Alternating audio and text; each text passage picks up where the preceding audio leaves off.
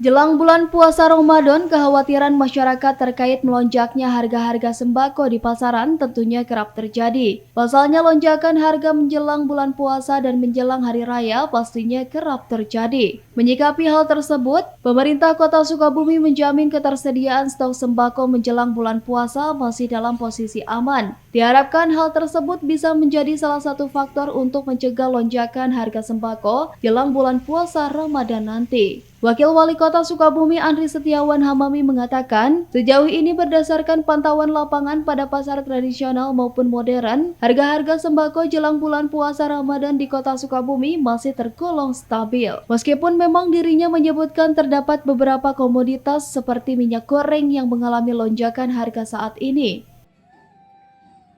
Bapopting yang tadi disampaikan sebetulnya tinggal memang isu minyak kita ya yang agak sedikit itu kan nasional ya, tapi kita usahakan supaya tetap stabil dengan harga head 14.000. Untuk lainnya Pak, ada Kalau yang lain aman, nggak ada, cuma 2 aja produk beras dengan minyak kita. Untuk penanganan terkait Pak, untuk menjaga ketersediaan sejauh mana Pak?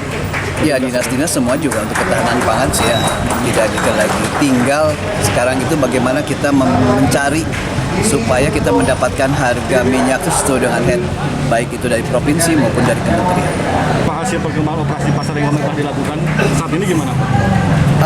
Kita juga coba, ada 2 opsi, apakah itu disebar ke wilayah atau kita pusatkan di pasar Pelita, sehingga pasar Pelita pun menjadi ramai, apalagi menjelang Ramadan.